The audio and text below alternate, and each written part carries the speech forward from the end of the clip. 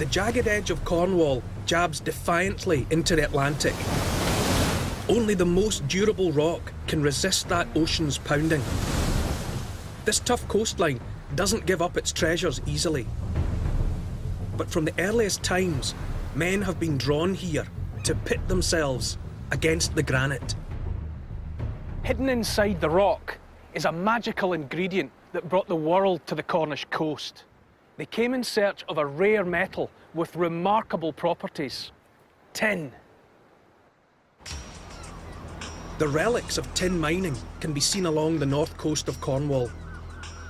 The engine houses and their chimneys may be derelict, but these ruins are reminders of an industry that connects us directly to the ancient world, thanks to a humble household object. How about this? A tin. Nowadays, though, you'd probably call it a can, made of aluminium or steel. But the originals started out in the 1800s and were made of iron. Iron coated with a thin layer of tin. Tin doesn't rust. It's one of its many magical properties. And food kept in rust-free tin cans remained edible for ages. But ages and ages ago, tin was at the cutting edge of a much bigger revolution. Mix tin with copper and you get bronze. The birth of the Bronze Age, some 3,500 years ago, owed a lot to the tin of the Cornish coast. Archaeologist Adam Sharp has studied ancient bronze tools. An axe head. This is the sort of staple working tool of the Bronze Age.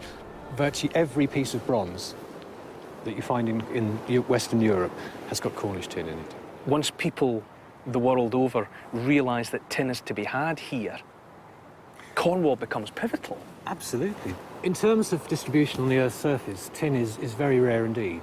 Even in terms of sort of Western Europe. There's a bit in Iberia, in Spain. There's a little bit on Sardinia, but almost all of it is in Cornwall and West Devon. And it means that the people who controlled that resource traded all over Western Europe.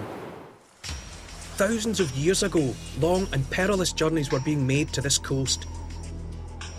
As the Bronze Age boomed in Europe, they needed Cornish tin. The tin trade wasn't just with near neighbours across the Severn Sea, but with the wider world. Tin was travelling as far away as ancient Greece and the Middle East. Bronze Age traders took great risks navigating this treacherous coastline, but the rewards were worth it. The copper tool, it blunts very, very easily. It's too bendy.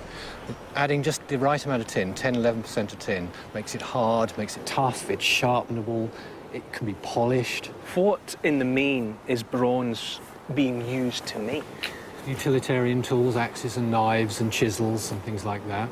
Enormous range of jewellery and weapons, of course. And it's the making of swords, which is absolutely typifies the later part of the Bronze Age. So in a way, that puts Cornwall at the centre of an international arms trade. I'm afraid so, yes.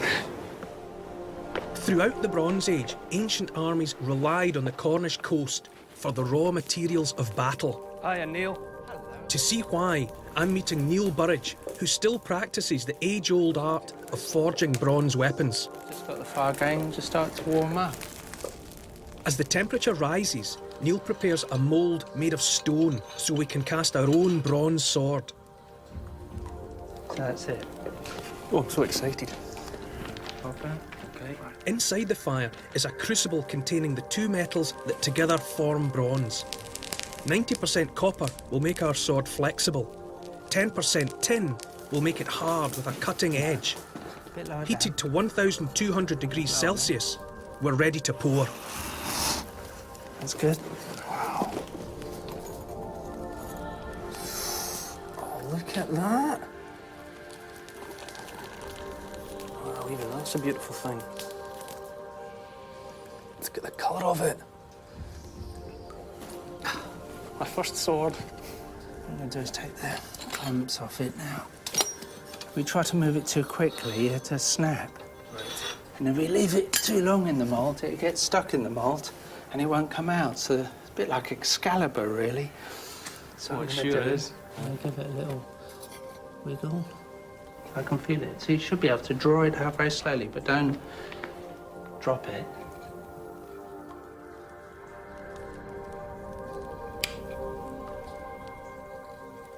Wow! Look at that.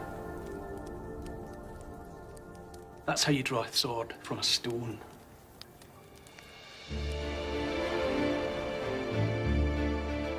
The metal merchants have moved on in search of cheaper tin,